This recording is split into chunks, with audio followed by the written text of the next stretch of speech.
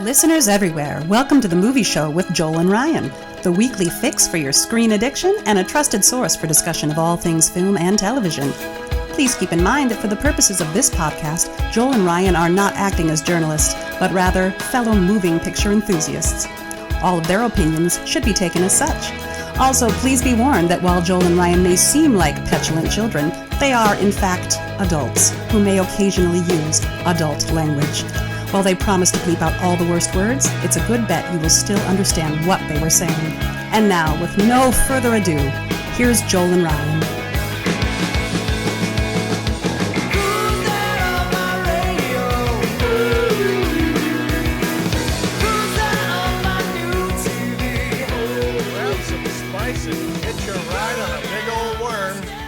Welcome to the Movie Show with Joel and Ryan. I am Joel. And I'm Ryan. And we're so thrilled to have you back for this is we're going, it's a two-man operation today. Joel and Ryan. Yep, classic, old school classic Movie Show with Joel and Ryan today. It's a little spooky. Yeah, no guests today, but we do have more guests lined up, which will be exciting in the coming weeks. We hope so. Yeah, and there's always the mystery guests. Yes. There's always the last minute, hey, you want to come do the show with us? And that's you we're talking about. Yeah, a listener. Yes, come indeed. be on the show with us. It's yes, fun. Yeah, you absolutely can. And Shauna took some coaxing to come on the show a couple of episodes back, and it turned out to be a fantastic show. Yeah. So, and that's not to say if she can do it, anyone can do it, because she brought a lot with her to the party. But we're just sitting around talking about movies. If you've ever done that with anybody, you can do it with us. Indeed. Why would you not want to? And so think about that, and drop us a line. And do you have a movie that you're super passionate about? Do you have a genre that you're like, oh my God, they don't, I like this show, but they don't talk about this, and I want to talk about it more? Do you still hate the fact that we left Never Ending Story off of our fantasy films list? That's worthy of a show in of itself, probably. Come and give us a shout out at Ask Joel and Ryan on Twitter and Instagram, the Movie Show with Joel and Ryan page on Facebook, and Ask Joel and Ryan at gmail.com. And if you're watching this on YouTube, you can leave comments below. So today we You'll be the first one to ever do it. Nobody comments on us on YouTube. Nobody. But again, we're an audio medium. We just are throwing the video thing up there because we can, because that's how we're doing it until the vaccine comes to fruition. So and but today we are going to do a deep dive into one of the greatest stories. I mean, I'm not going to say it's the greatest movie. It's one of the greatest stories. It's kind of a Moby Dick, like a white whale type of story that filmmakers and storytellers and stuff have tried to figure out a way to do on film. And we're going to talk about the whole legacy of Arrakis, Dune. So we're going to talk about that. We were going to wear our still suits for the show, actually, but do you know how badly they're not very flattering to me in particular? Yeah. Do you know how badly I wanted to call you this morning and say, let's just record the podcast, and I'm not going to record video. And then later afterwards, I was just going to have us record video of us just, so it would all seem like it's in voiceover. So then they would just hear our inner thoughts. But yeah. And if I really want it, and I'm not gonna, because it would be a lot of effort. I thought about doing things like, while you're talking about something at some point, just stare off into the side, and then later on insert some audio of Ryan really knows a lot about Dune. So that would have been fun in a non-COVID, less stressful, on-holiday time.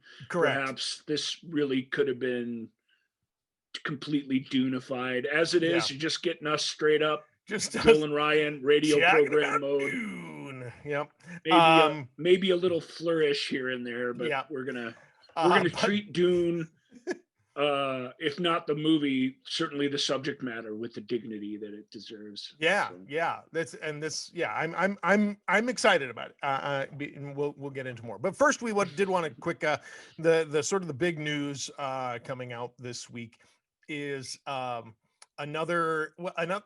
really a blow to the to cinemas, because things can't get much worse for movie houses and no, in cineplexes fact, and this stuff. news might help cinemas. It's hard to say. Yeah. But we have but Wonder Woman 84, the sequel to the very popular Wonder Woman movie, the latest installment in the DC movie franchise, has been moved again, like most movies have been moved, to Christmas Day. It's being released in the theaters, but it's also being released on HBO Max, on a streaming platform right out of And the it gate. only costs $70 to rent on HBO Max. Oh, really? No, it's No, free I was gonna say, if you have HBO Max. yeah, it's free. Yeah, I was gonna say, because I hadn't researched it that much, because I didn't think it was a Mulan thing. It wasn't. But no, but it'd be funny.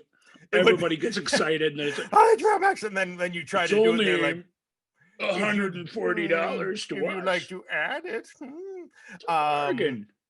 Think about the whole family and the popcorn prices. It's a steal. It's basically what you would spend. Because Mulan was a ripoff. Yeah, yeah. Just if we want to put the final nail in the Mulan coffin, Mulan's. We'll talk about it in the end of the year movies, so we can't talk about it too much now, the movie, because we'll spoil all our feelings about it. But I'll just say, in general, for someone who's never seen the animated movie, it was pretty great. Yeah. Yep. For someone who has, apparently, it was just a front to everything that was good and wonderful in the world. And it had all kinds of other political traps that it stepped in. And whilst I'll point out, trying to be politically correct and use Chinese actors and shoot in China, like stuff like that just isn't really done for political reasons. But because it cozied up with a regime in China that's not very politically popular, it got hosed for that. Right. And then just that $30 fee, Yeah. I don't know if Mulan itself, it's not Star Wars, and it's certainly not, maybe it's not Wonder Woman, we'll see. But it should have just brought subscribers to Disney Plus on its own, and that should have been the experiment. That $30, it's cheap for a family night out at the movies, but that movie is already out on 4K and Blu-ray. It's over here on the shelf. Like it was announced on I can't remember the day and date, but it was announced the day before it hit shops, which I've never seen that before. Hey, by the way, tomorrow you can all buy this. And the reason they did that was because they didn't want to announce a month ahead of time, because then everyone would wait. Then people would stop paying that fee, which I just, we're not, well, as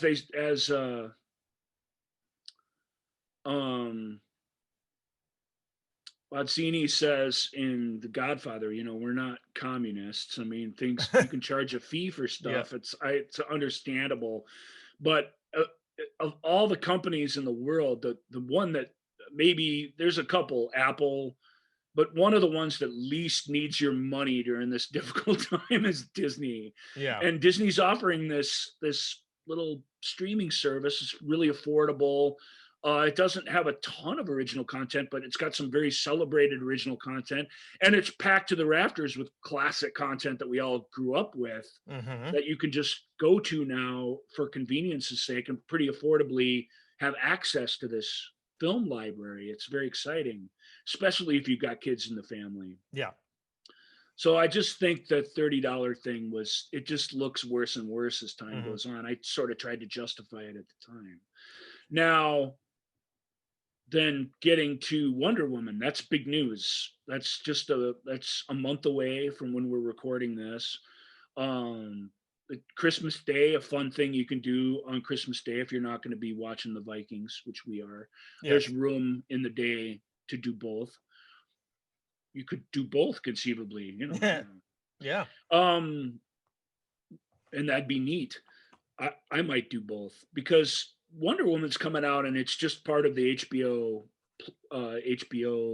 Max Max. subscription. Mm-hmm.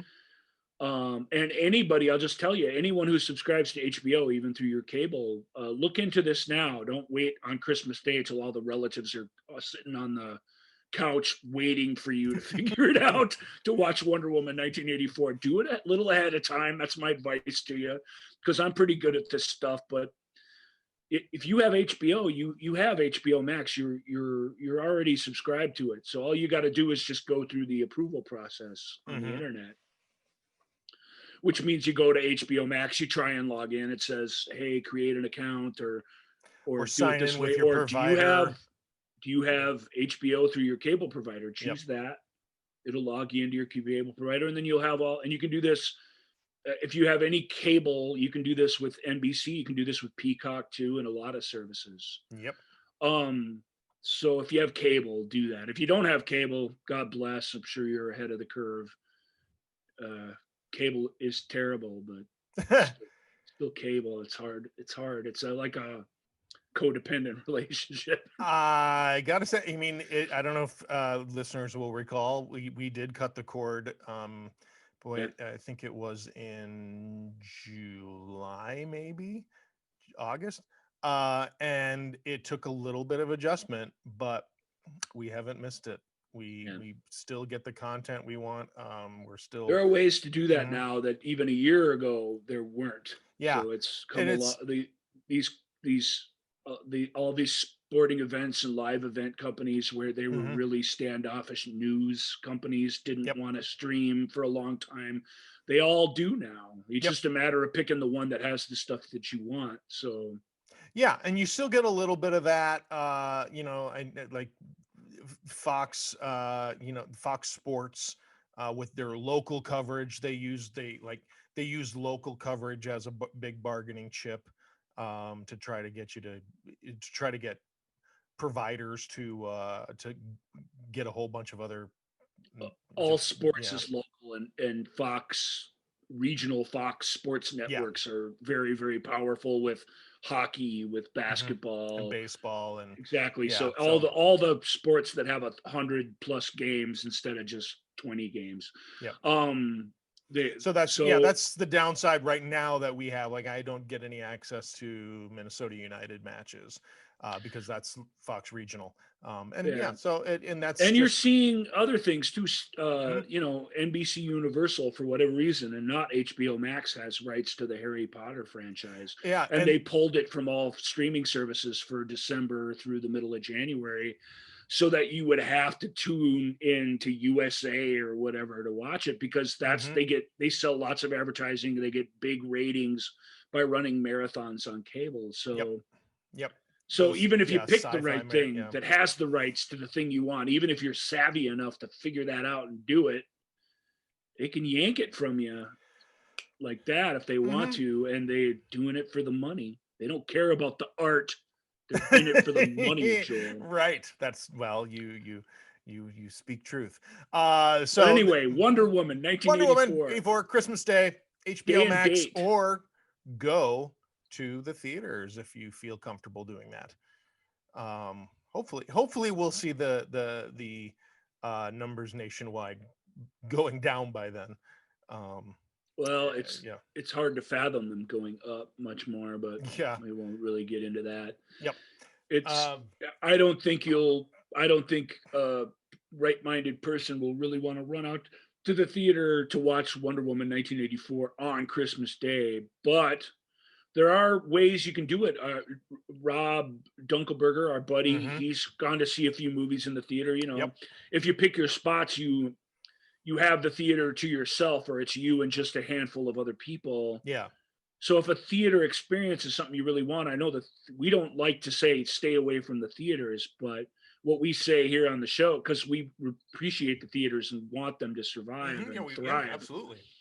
But we do say stay away from crowds, and an opening day crowd for that, maybe it won't be so huge, but theaters are are trying to be smart about it. They're trying, they're making sure that people are sitting, Yeah. If in you buy, clus- if you go to a theater, like if you pre-order tickets or you go to Fandango or whatever, if you go to a theater with assigned seats, they'll police that very well for you. A Mhm. lot easier. It takes a lot of the stress out of your life. So we recommend that. We love assigned seats anyway. Yeah. It's in theory. So we think that's great. Old school Radio City Music Hall type stuff that every theater should get into. But that's cool. That's cool news because who knows when that would have seen it, when any of us would have been able to see it otherwise. Yeah. That's a big film on the horizon. That's exciting. There's a few others that nothing as big as that, in my opinion.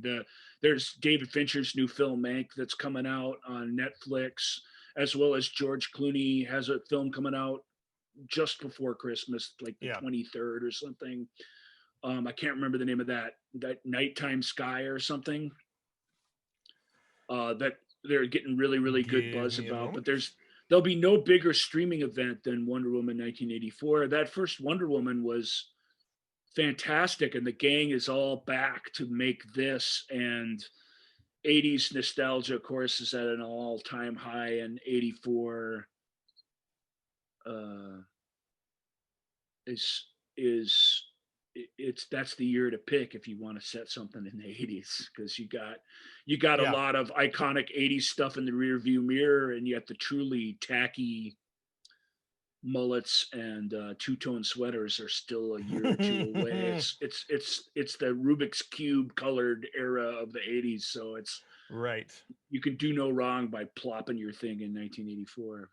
We were going to do a show once on Movie Show with John and Ryan called "Let's Remake Every Movie from 1984." Because if you go Yep. back and look at the top, like if you go to Wikipedia or whatever, and you look at the top ranked films tonight, they've almost all of them have been remade or prequelized or sequelized. It's almost crazy. But It shouldn't be this hard to find what are you looking for? the name of the Clooney movie that's coming out. Why It's is something Sky. Yeah. Why am I? It's about a guy in Antarctica or someplace frozen over doing a mad dash to warn people of an international space station that not to come back to Earth because something terrible has happened here. Right. It's all kind of very vague about what it's about, but Clooney directed it. It's based on a book apparently that people love. I've not heard of it, but The Midnight Sky. Midnight Goodness Sky. gracious. Kind of going through it, and it has like literally his IMDb credits have like his Nespresso mini movies that he's made. It's gotten so bad. Come on. It's gotten Scroll. so bad. Go try and buy a U2 album. You can't. You got 8,000 different choices. You can't buy the right one. They're making it impossible. Yep. That's not quite net neutrality that's doing that, but even your Google searches, man, just ads and ads.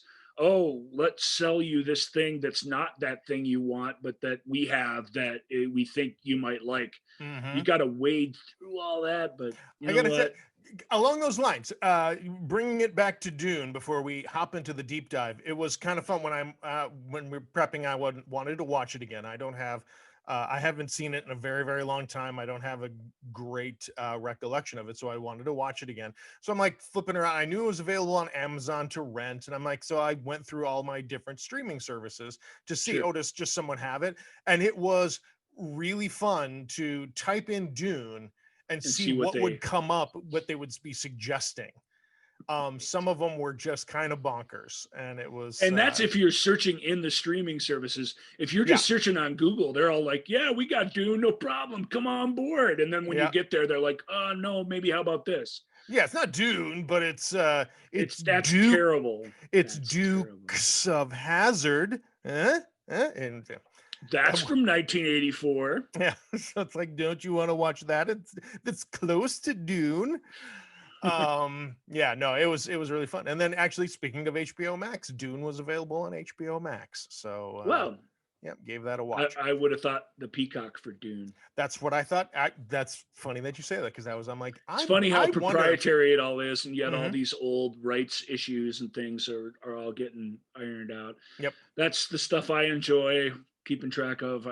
we do that so that you don't have to, because normal people don't get into that stuff, and No. that's okay. Yep. That's all right. And It's fine. that's why you have us, dear listener. That's why you come to the movie show with Joel and Ryan. So You you like don't Wonder have Woman though, right? You excited for Wonder Woman I am 1984? excited to watch it. I'm really curious about it and how they're going to, how does Chris Pine come back? How does his character, why is his character there? Warner Brothers did a really nice job of did a pretty nice job releasing Tenet in the theaters and treating it like a normal theatrical release. It was the number one movie in America for 3 months. It still didn't break Titanic's record or anything, but I Right. mean, it's obviously anomalous. You got to put an asterisk next to it. Yep. Nothing is number one for 3 months anymore, ever. Like, that's just, it took everybody, it took 90% of everyone staying home for that to happen. Right. But it did happen. They let it out as long as they could, and that is coming to streaming this. Well, we're in November still, but that's coming streaming in December as well. Yeah. I assume to HBO, but I'm not 100%. Right. Real quick, I did look. Mulan will be available to regular Disney Plus subscribers on December 4th, so that's coming. Yeah. That'll be around for the holiday season too. So that 3 months that you rented Mulan from was the 3 months between when they put it out and now. And that's it. There was no time beyond that 3 months. It's just something to think about next time somebody's selling you something like that. Ask yourself if you can wait. Yeah. Or can't you? Or, if you can't, well, and you can afford it, then go for it. But that may be the new, that was the thing when I can just say VCRs the 4K, and DV, when VCRs came in, going back to the 80s, that's when suddenly these things, especially VCRs in their heyday, when a movie would come out and people would go, nah, I'll wait and I'll get it from Blockbuster. I'll wait and I'll rent it. And instead of going to theaters in that respect, and that will be that is the evolution of that. Well, the game has come now that the whole game is to release a movie where you can't wait. Yeah. All movies are designed this way now, which is, we can lament that on a different show, but they're all big films that demand you get in on the conversation on day one or in that first week, or you're out of it. If you're like me and you waited 3.5 months to watch like Avengers Endgame or something, I mean, you were just not part of that conversation for months. And that's, for something like that, that's unthinkable to people. Right. But there's every sort of scale and, every sort of gray area on the scale too. It's not just a big Marvel, team up film that we're talking about, but that's the game with all these. It's all, sell it as something you have to see now, you have to see on the big screen. And maybe that's a future show, is trailers, movies that did not live up to the trailer, because the art of making trailers is, that's marketing, that's advertising, but that's a whole industry into itself now, is how do you create Spoiler a alert, trailer? number one's going to be Prometheus. Just heads up. Well, yeah, I had the best trailer I've ever seen in my whole life. Yeah, it was really exciting. To bring it back to Dune, this new Dune, that's now been pushed to next year. Right.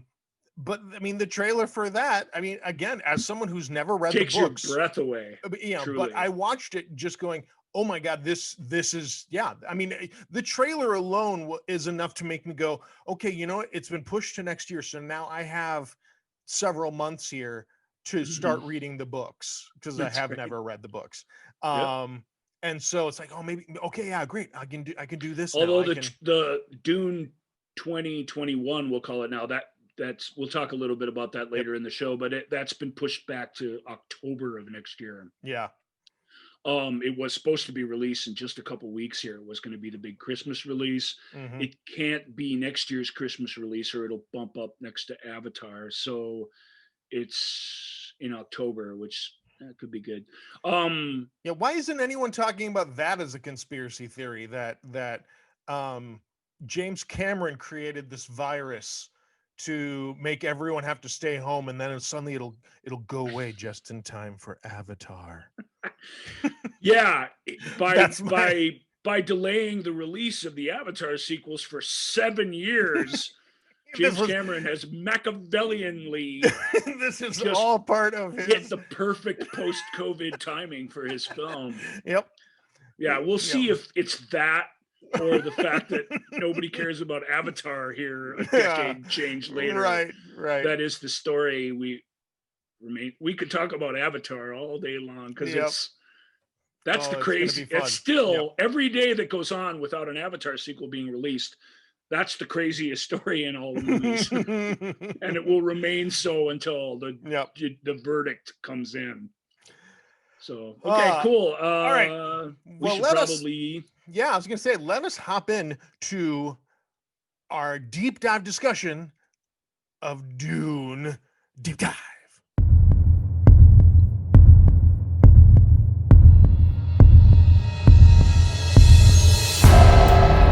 Have to do a deep dive. Deep dive. Deep dive.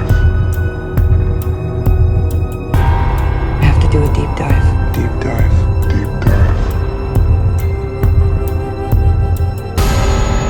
Have to do a deep dive. Deep dive. Deep dive. Deep dive.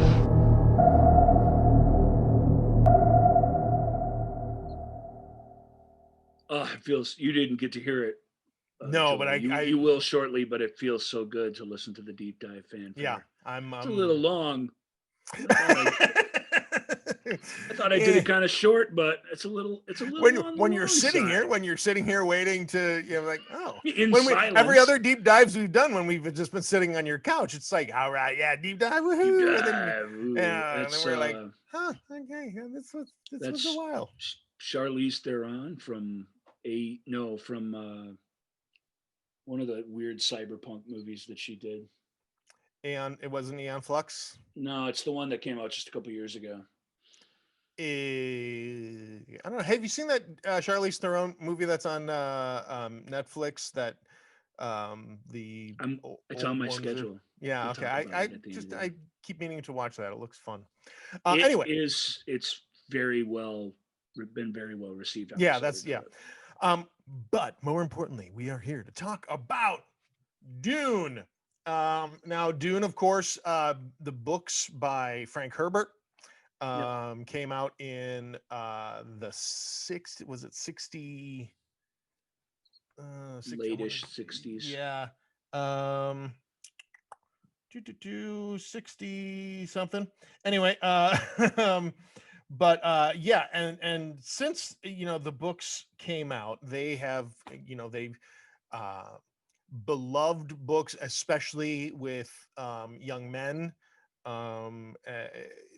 Sort of just wonderful world building science fiction, Earth 8,000 years in the future, or not Earth, but humanity 8,000 years. It's important to note, because it doesn't really feel like that when you're reading it, that it is our version of humanity's future, distant future, where these are taking place. Yeah.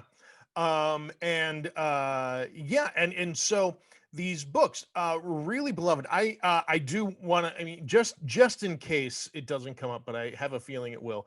I read this terrific article from GQ that just came out. I found it on the GQ UK web, the UK version of GQ, called "The Curse of Dune: A Personal History of an Orphaned Sci-Fi Epic," and this author George Chesterton, it's a wonderful essay on his personal relationship with Dune and his relationship with his father, and it's really, really exceptional. I'll try to make sure I link to it on our Facebook page and Twitter and stuff.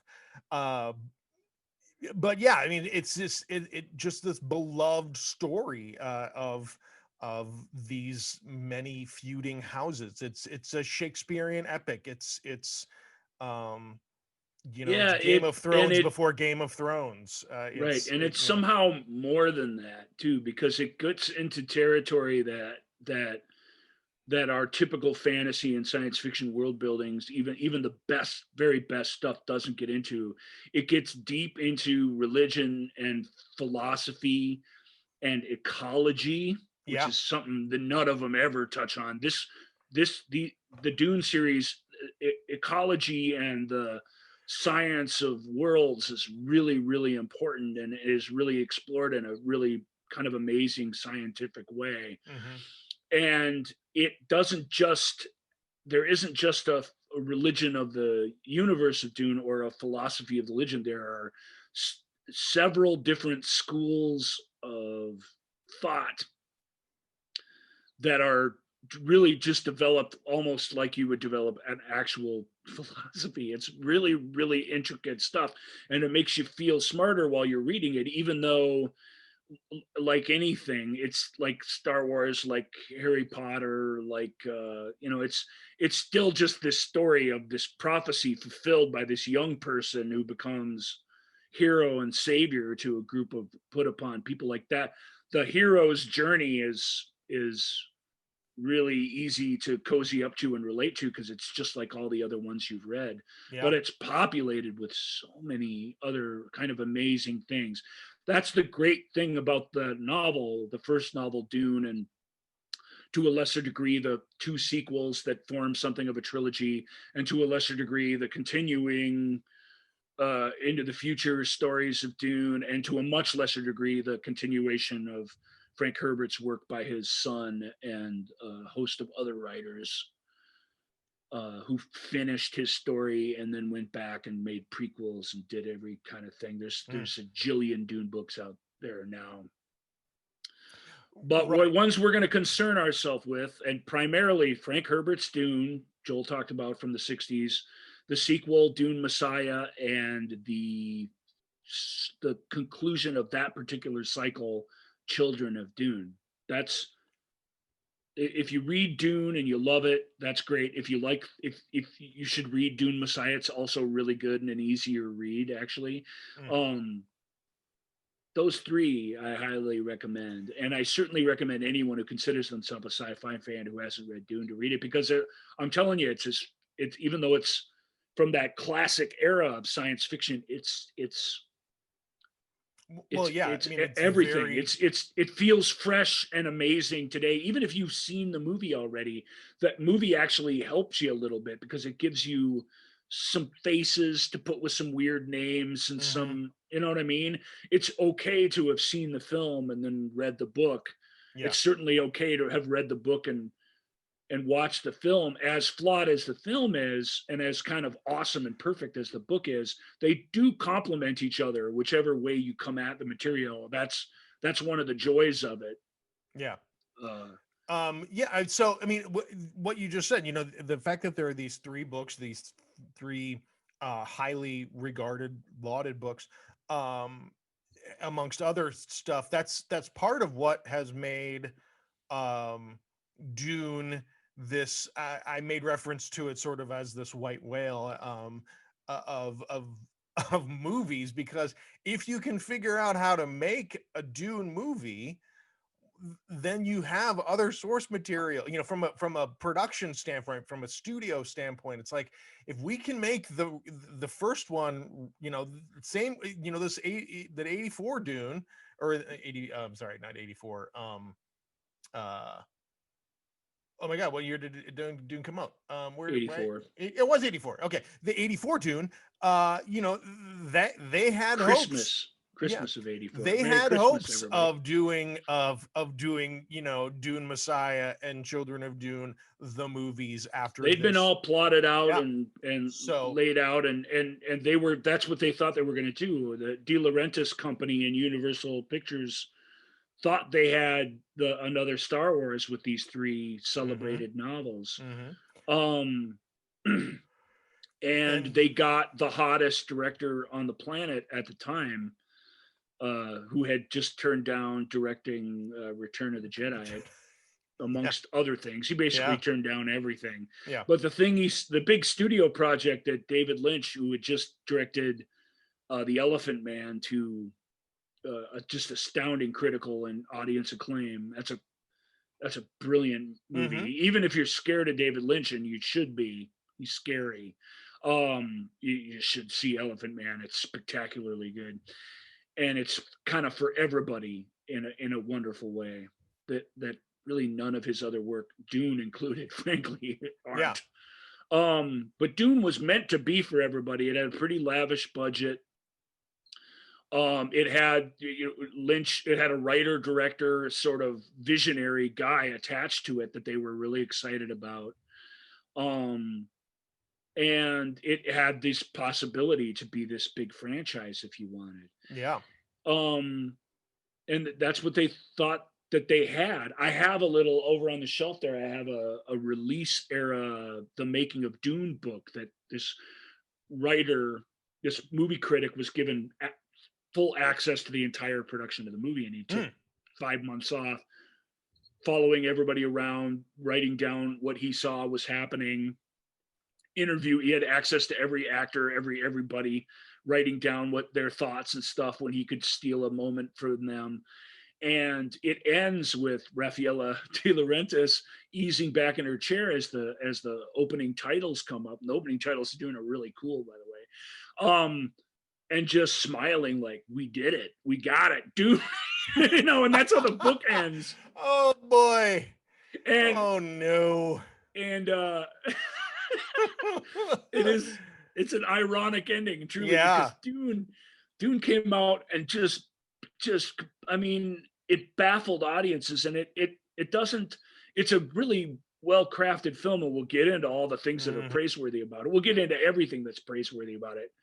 But the story on it, and it's a fair story, is just it's this massive, dense novel that instead of the way Lynch describes it himself, that instead of trimming it down or making it something other than it was, he crammed a couple of seconds of every idea that Dune presents to its audiences somewhere in the film. There's some reference to it, without actually taking the time to explain or to even explain how things are relevant.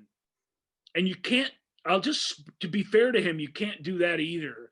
Dune can't be, let's all sit down for a Dune universe lecture. You're going to get that in the show today. So lucky you can go watch Dune with a lot of background knowledge. Yeah. Sorry for the lecture, but that's how we're going to do it. That's not fun either. So right. It feels like an unadaptable thing. It doesn't, when you're reading it, it feels like the greatest sci-fi thing you've ever read. And that it should make a great movie, which it should.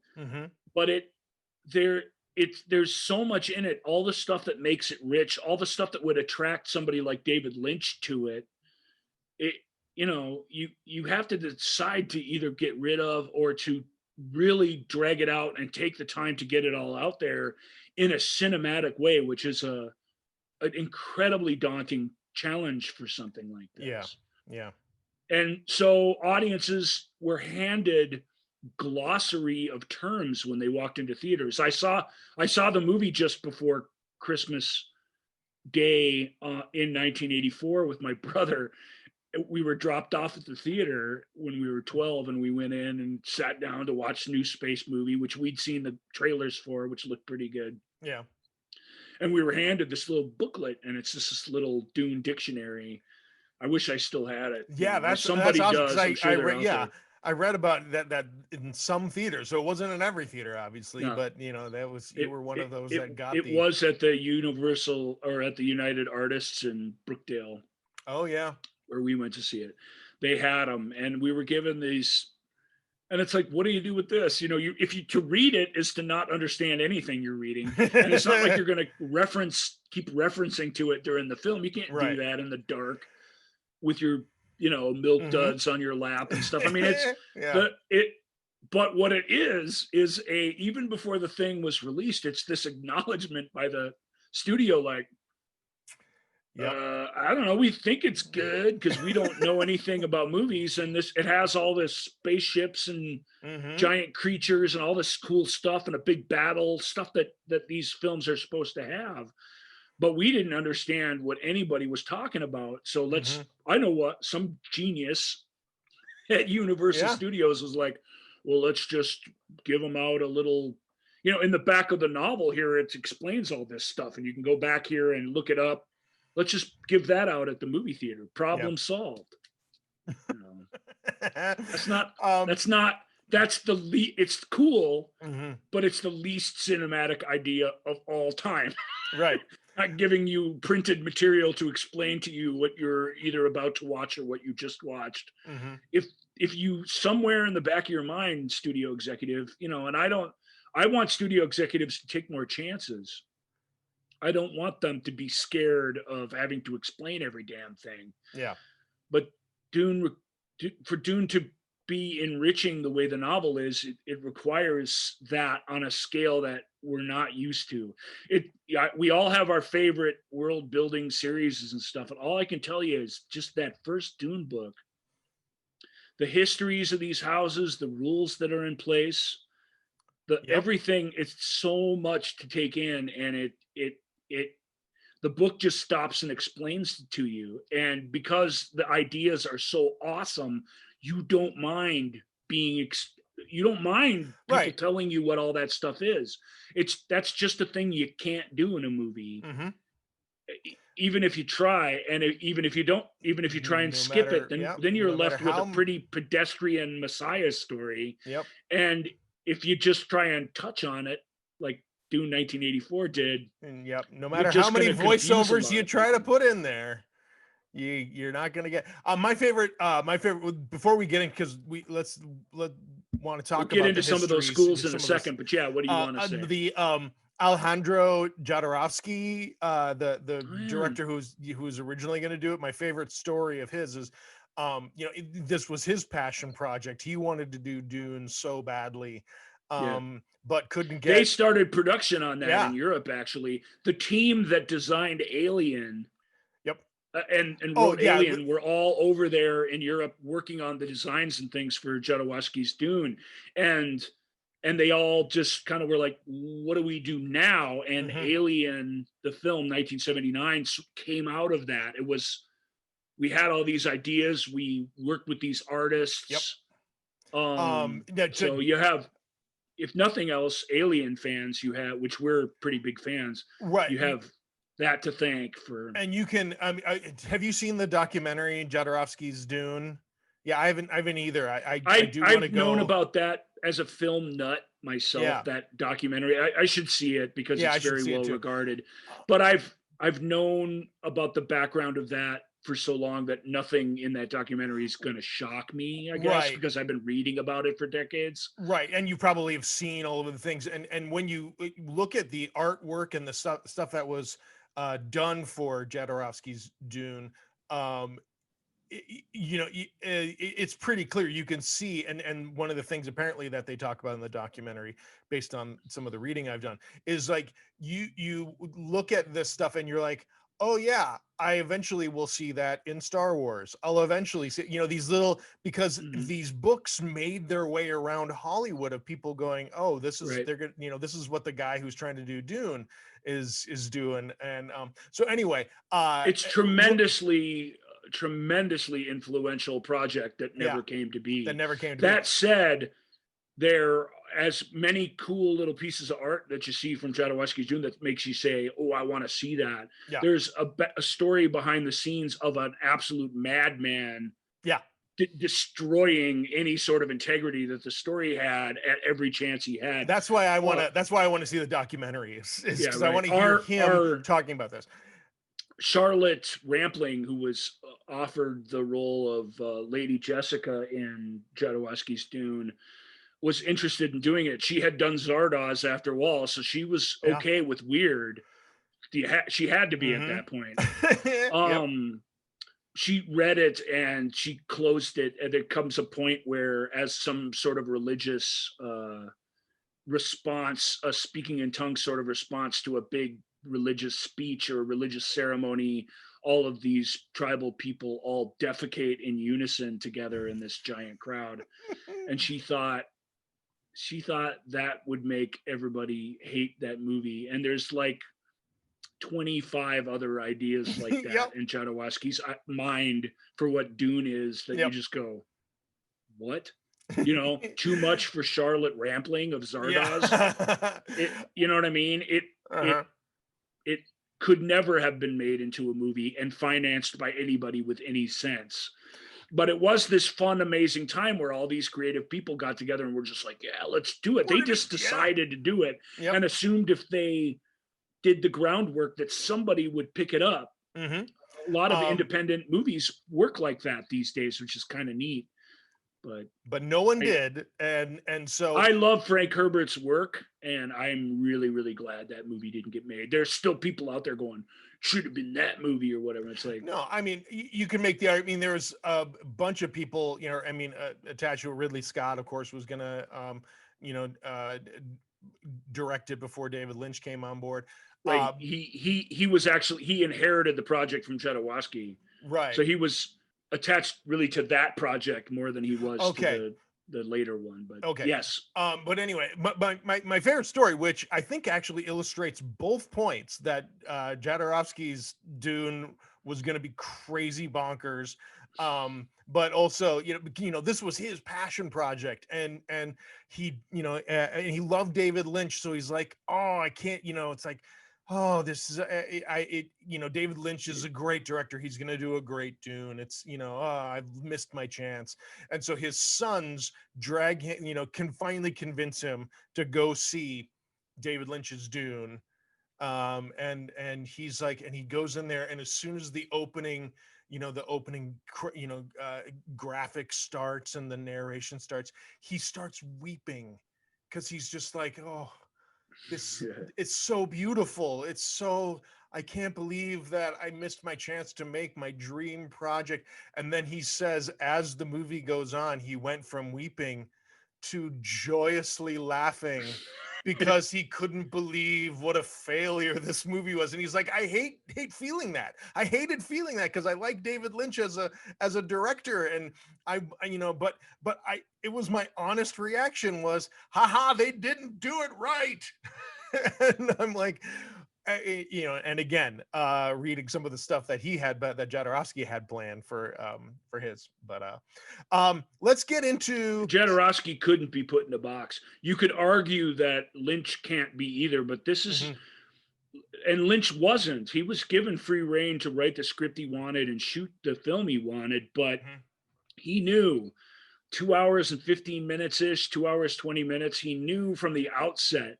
And he says, because he knew that, and because he knew he was working with studio money, he made, in his mind, he made compromise after compromise after compromise just in the planning and writing stages. While they were making it. And so because we'll get to the extended Dunes and the extra footage at the end where we'll bring this up again, but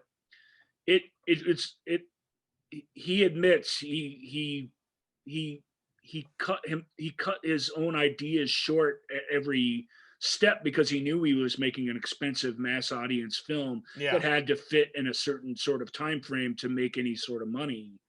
He knew that was the pressure he was under. Never worked that way before, because this earlier films were so small, and it's never worked that way since. And kind of like the Coen brothers, and to a lesser degree, but to like the Coens with what's their big winter fantasy, the hula hoop movie, Hudsucker Proxy. Yeah.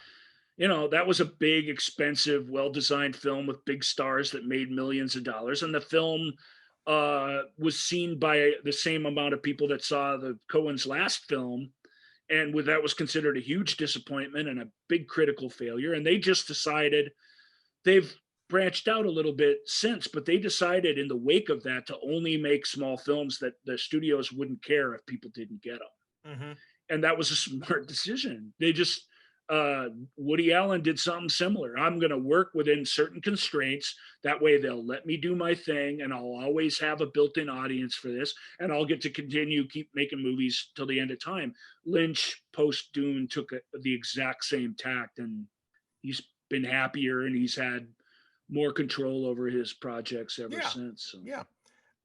So let's get into some of But the cut wasn't taken away from mythos. David. That's his final cut. It's his version of the film Sure. that he put out. Yes. You know, Yeah. So I mean, so it's very easy to blame producers or studios or whoever for why something might have gone wrong. But in this case, the visionary director was given the power. He was shown the what do they say in Galileo, right? He was shown the instruments before he started working on Yeah.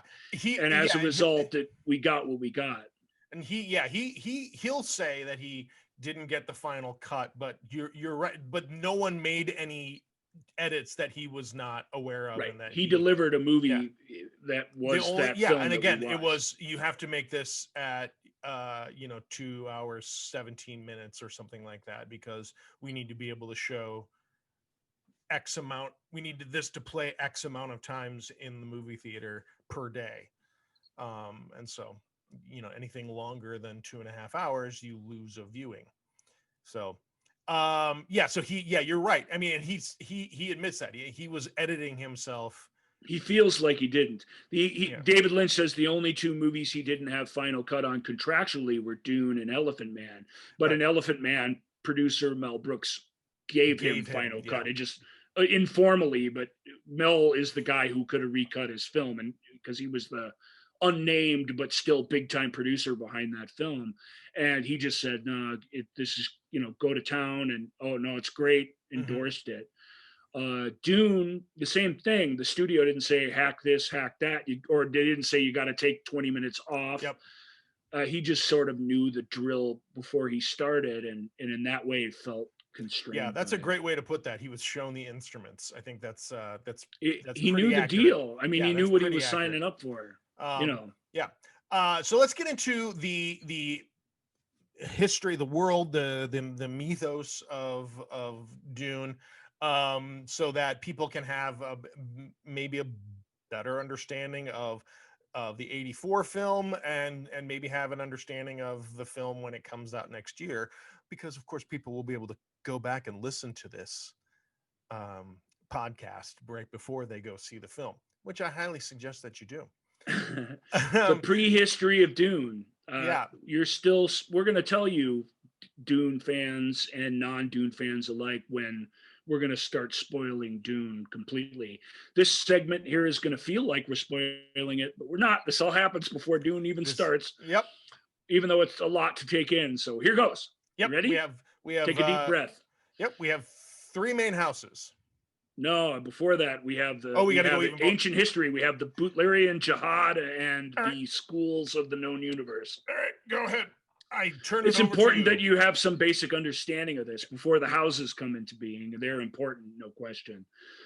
The Butlerian Jihad was an uprising against thinking machines, computers, artificial intelligence that humanity had created to make their life easier, which eventually enslaved humanity. And Butler, I don't remember the exact story. And a matter of fact, just a caveat for Dune in general, this isn't quite the lecture. I don't have a PowerPoint presentation here. This is live radio. As much as I know about Dune, I'm going to get some things wrong. I'm going to forget some names. The bit is that a thinking computer killed a child, and that led to the uprising. But there was a uprising waiting to happen. There was a rebellion against thinking computers. That was the tipping point. Because humanity had just given themselves all major decisions, all politics, everything over to these machines, and there was this sort of Luddite thing brewing beneath that when given a reason to lash out did. And unlike the Matrix films, humanity won that holy war against the machines. And the humanity that was built upon the rubble of that very costly and violent revolution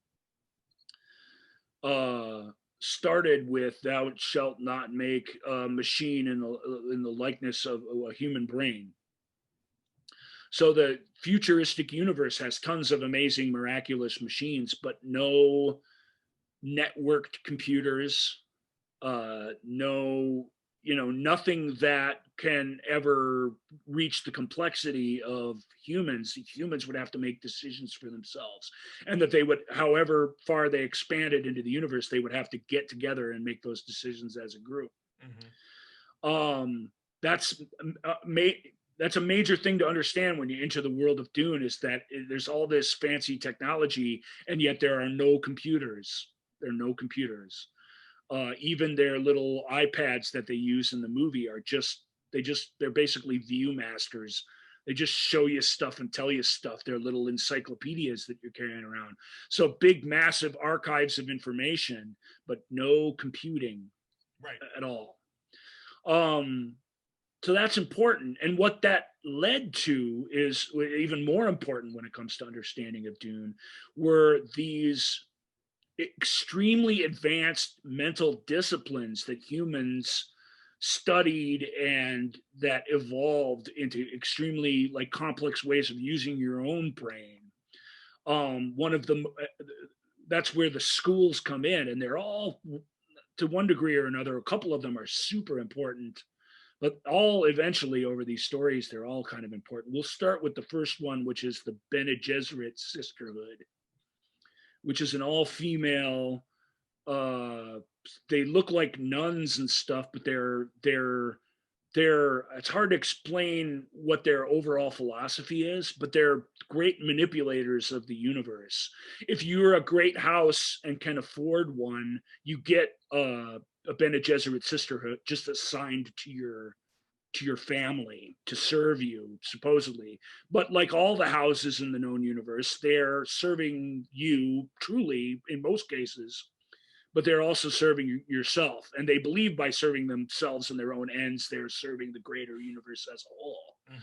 They have been through these different people in all these different royal houses of the universe, they've been controlling the breeding of the high dukes, lords, and ladies of the universe to produce a messiah figure that will have all the qualities of them, but that will surpass them in ways that they can't. And there's this great subtext in there, because the messiah figure is male, and the Bene Gesserit sisterhood's entirely matriarchal. And even though they're trying to create this thing that they ultimately want to control so that they can have all the power in the universe, they're very resentful that it's going to be a guy, that it has to be a guy in a way, that women, for whatever reason, they don't go into the details, that's part of the wonderfulness of the novel, can't take this extra step for whatever reason, even though any woman who commits herself can go kind of take it to the limit in a way that men can't. To do the things Bene Gesserit mother needs to do, men die trying to do it. We'll get to that later too. It's fun. I don't know if sitting here listening to me on video talk about this is fun, but it's fun to think about and it's fun to talk about, and that's just a tiny little piece of it. Yeah. The other big school that's really important to understand are the Mentats. Mentats are considered human computers. Their brains work incredibly fast because of a juice called safu, which is this red juice that makes your lips turn red and apparently makes your eyebrows super huge and unkempt, because that's, at least in the film, that's how they look. You get a But Mentats are super strategists, military strategists, economic strategists. They're the greatest advisors to the houses in the known universe. Yeah. Because they could just think really fast. They make superhuman calculations. They can almost predict the future in certain ways. Yeah. There are two wonderful actors who play Mentats in the 1984 version of Dune, which are Freddie Jones, who we've talked about on the show before, was born to play a Mentat, and the other is Brad Dourif, who's my all-time favorite Brad Dourif role. Yeah. He plays Mentat Piter de Vries. Freddie plays Mentat Thufir Hawat. And Mentat, Master of Assassins. Mentat, Master of Assassins. How cool is that? All right. That's just two of them. There's others. There are these people on some other planet who resuscitate bodies and create clones called Golas. There are people who make all the spaceships and all the mechanical wonders of the universe. There is sword masters who are like bodyguards slash spies for their houses. There's a very famous, important sword master in our story. And the list goes on and on. Colleges, schools that are located in these places where you go and study these disciplines intensively before you go out in the universe. And yet, like all schools of thought, like all philosophies and religions, they all have their own little agendas. And how loyal you are to your own house, or how loyal you are to your own school, or your own original, wherever you came from, depends on all the same factors it depends on in the world today. So it's extremely complex stuff. But it all sprung from the fact that we don't have computers to do all this hard work for us. We have to do it ourselves. We have to expand and use our minds to do that ourselves. Yeah. That's important. So the schools of Dune. Yep. And so then we get to the three main Now houses. we're into the show. We're going to start the movie. Yep. So now we're into our three main houses. The first is the House of the Emperor, the House Corino. Yeah, Which we don't know. The year 10,191. Oh yeah, so the known universe is the Padishah Emperor Shaddam IV, who is a member of House Corino. He has only daughters. He's got a pretty easy gig if he keeps all the powers, the economic and religious powers happy, which he does, because he doesn't have a lot of ambitions in either area. He's an ex-soldier and he thinks kind of like a soldier. And like a lot of the saddest leaders in history, he has only daughters. Right. So this has made him sort of paranoid when he really doesn't need to be. He's old and aging, and he's getting more worked up about his competition in what's called the Landsraad, which is where all the heads of the great houses meet to discuss everything. The most popular member in the Landsraad these days is Duke Leto Atreides of House Atreides on Caladan. And because Shaddam thinks that he's gonna, this popular Duke and charismatic guy is coming for him and gunning for the emperorship, and he's not wrong. That is exactly what is happening. Yep. So he's so paranoid as he is, they're still kind of out to get him. I mean, anybody can be emperor. That's the world we're in, because it can't be his oldest daughter, Princess Irulan. It's not going to be her. It's going to be whoever marries her, and whoever gets to marry her is good. It's not going to be for love. It's going to be because that's the most powerful other guy in the universe who gets to be emperor.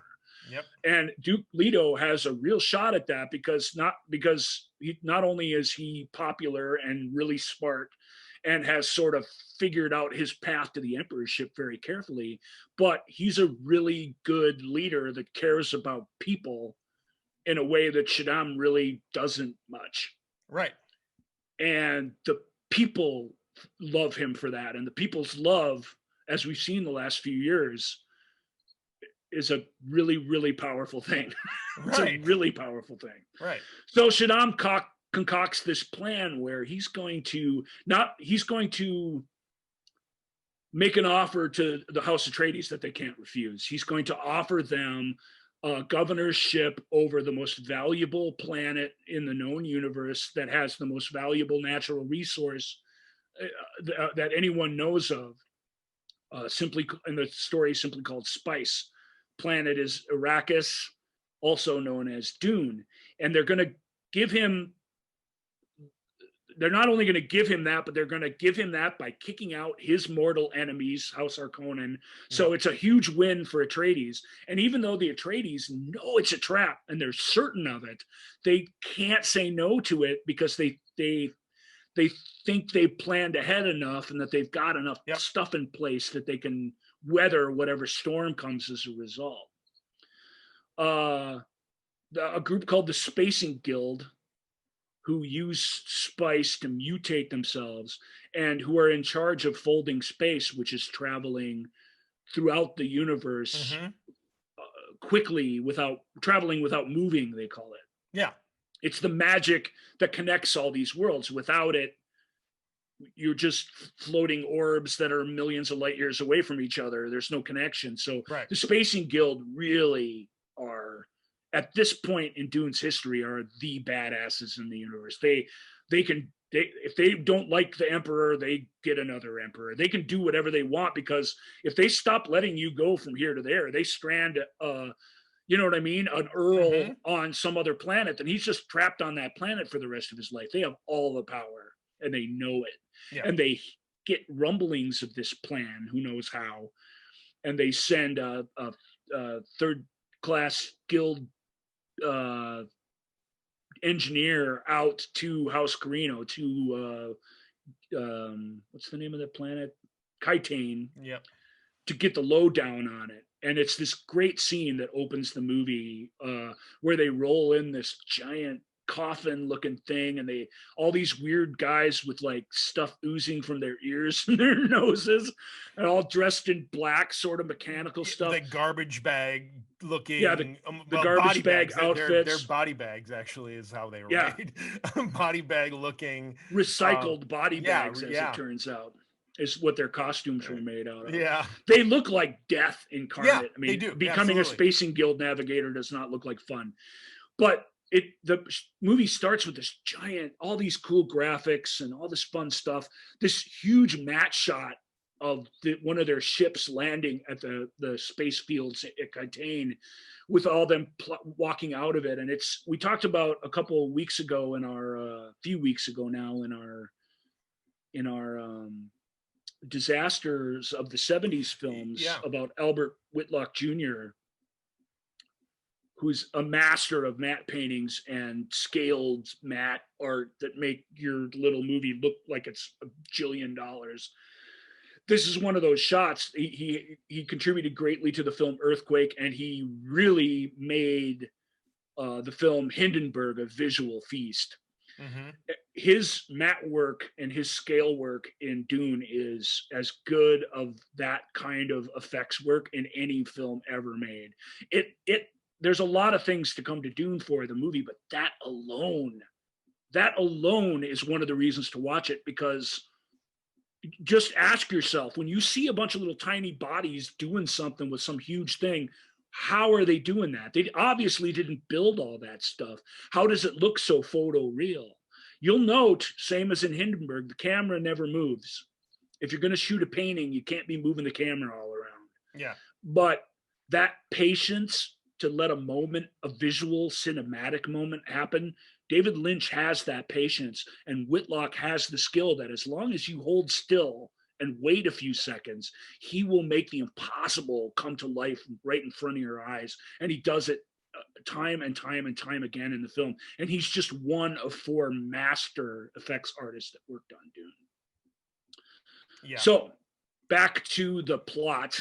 Mm-hmm. This, what we'll call an orange space slug, is revealed inside this sarcophagus looking thing. Yeah. And he somewhere between a sarcophagus and like a locomotive almost, right. Like a locomotive engine. That's not bad. I like it. Like a weird gothic locomotive. engine. To me it looked like the front locomotive engine in Snowpiercer. Yeah. So design wise, the palace of the Emperor, which is only seen in this one scene, and the Spacing Guild stuff is just mind-blowing. It's really, really cool. It's weird. Mm-hmm. Everything in Dune is weird. Everything in all of David Lynch's films are weird. So you got to accept the weird. I don't think in the end the weird was the problem. It was the weird was not the problem. Yeah, it was the failure to connect the ideas behind the story to the audience. And what you were left with was going through the emotional notes of a big conquering, Messiah made good story while the details just confused you along the way. Mm-hmm. Weird is paying off big time here. This space slug comes out, and first there's 3 things that happen here that are genius. One, the space slug tries to make small talk with the Emperor. And this is one of my favorite. A lot of people don't appreciate what's going on here, but that's all it is.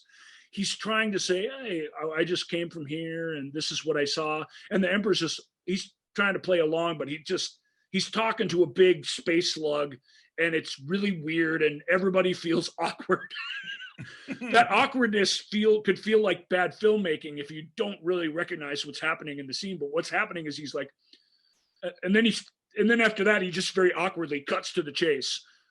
You're transparent. I know what you're trying to do, and it better not affect spice production.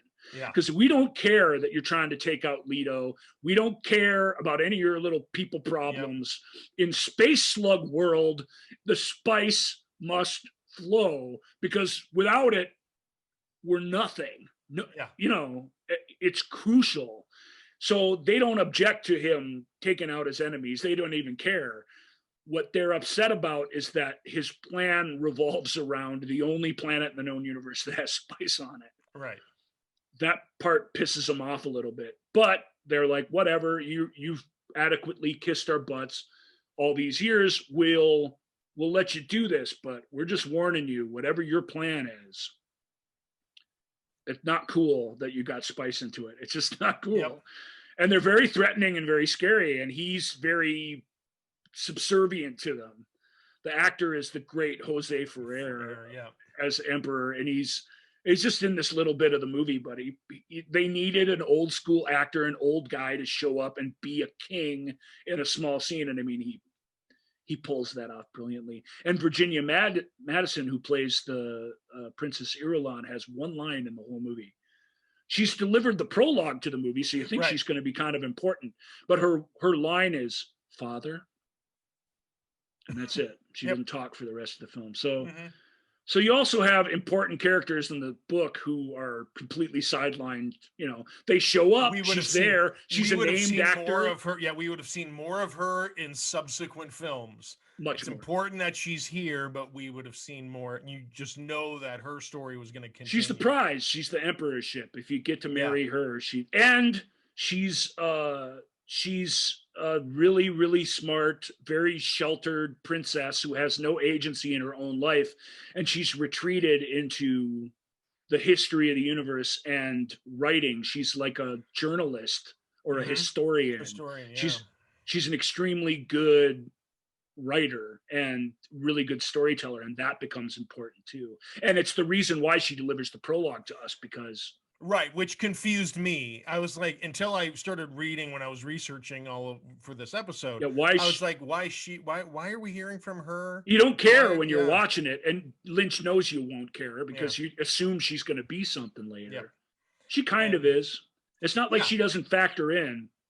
But one great thing, and we'll talk about the miniseries briefly that it exists. One great thing the miniseries does is it has a big ball where these houses gather. This is not in the book at all or in any movie version. And our hero, Paul Atreides, the prince of House Atreides, and her have this scene where they discuss being pawns in these greater plans. And it's wonderful. It's a wonderful scene where you're like, you know, in a different movie, these two could spend some time together. It could be like a romantic comedy between a prince and a princess, and everything. They could have a magic carpet ride or whatever, and everything would work out great. Yeah. That ain't this movie. Yeah. That's not what happens. It's not the book either, but it's just saying it humanizes them, and it gets her involved in the story in a way that all the other versions of the story fail to, because they don't have the balls, frankly, to just write an entire huge sequence that's not in the book. That took balls. So John Harrison, my hat's out to you. All right. Anyway, that's a lot. That's a lot for House Carino. We touched a little bit on House Atreides. So we have Duke Leto Atreides, and who's unmarried. Yes, he has the matron of his house is a Bene Gesserit sister lady, the Lady Jessica. He's given her all of the privileges and titles that he would give a wife, except he hasn't married her, but he's very much in love with her. Yeah, he didn't. She's very much in love with him. Mhm. Her job, by being sent to House Atreides, because she was the superstar Bene Gesserit sister of her day, was to produce a group of daughters for Duke Leto that could later be married to a son that a different sister produced on House Harkonnen. They're mortal enemies. Mhm. And those two, if bred together, could not only bring stability to that feud, which has been going on for centuries, but could produce this super being that we want. Yeah. But Jessica loved her Duke, and he so wanted a son, an heir, that she gave him one, only one. She stopped producing children after that because she knew she went against her school. Yeah. And his name's Paul Atreides, and Paul is being trained by one of the oldest mentats in the universe. He's being trained by one of the hotshot sword masters around. He's being trained by a mother who is a Bene Gesserit's master, and a medical doctor who's the top of his field. Like that court of House Atreides is filled with these people, and because they have a son who cares and yearns for knowledge, he's taken on all these different skills and all the different schools, and this becomes important later in a way that the book struggles to explain, but does kind of explain, and which the movie never really explains. Mm-hmm. He is equipped in all these diverse ways, in ways that really nobody else alive in the universe is. He has all these different forces working in his mind Mm-hmm. and in his soul, and because of that, the journey he goes on is possible because of it in so many ways. Let's just say that he's been accepted into Mentat school, which is an incredibly high honor for a born son of one of the members of the Landsraad. So he's going to go spend some time on Dune and get acclimated there while they move there. But when he becomes of age, which is just like a year or so away, he's going to go off to be a mentat, and not so that he can serve some house, but so that he can go back to his own house with those skills. With some rockin' purple lips and some skills. Leto clearly expects to marry Princess Irulan, and whether he loves her or not, she's his son's age, for example, but he clearly means to marry her and take over the universe. Yeah. That's the plan. That's why he's not married to the love of his life that lives with him. Anyway, we see Paul, our young hero. We hear his thoughts, as Joel keeps pointing out again and again and again. Oh my gosh. The book is filled with chapters that are from certain characters' point of view, very much like the Game of Thrones books, and you're privy to their perspective on things. And so it's a problem how to get all that information out. Yep. Lynch solved the problem by hearing their thoughts, but they're not voiceovers like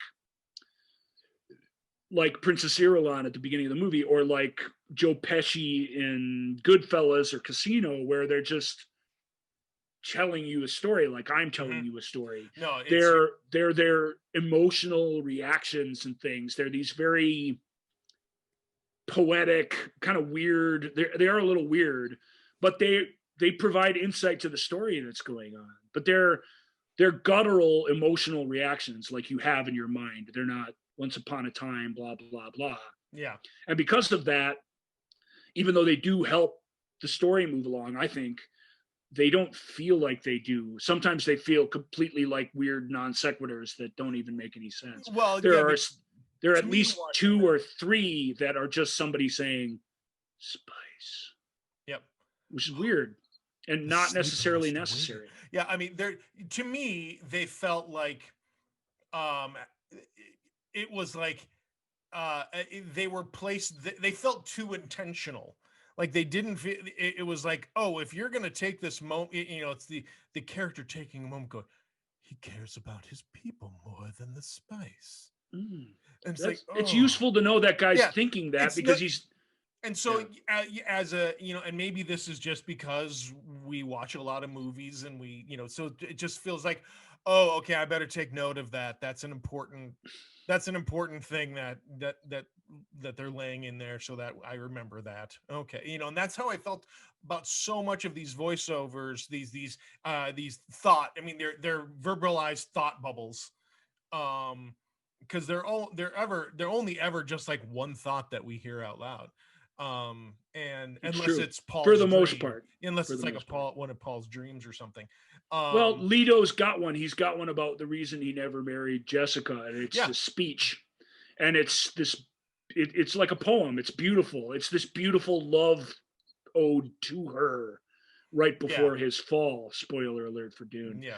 Before we get into spoilers, House Atreides. Let's talk about some of these actors because some of them they're all brilliant. Some of them are only on the screen for a short amount of time. Paul Atreides is played by Kyle MacLachlan.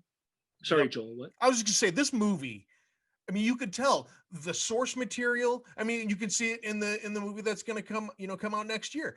The source material and clearly probably working with David Lynch, clearly it's like it's like I got to be a part of this. Oh my God, I'm going to be a part of Dune because this cast. And you're right, Kyle MacLachlan. This was his first film.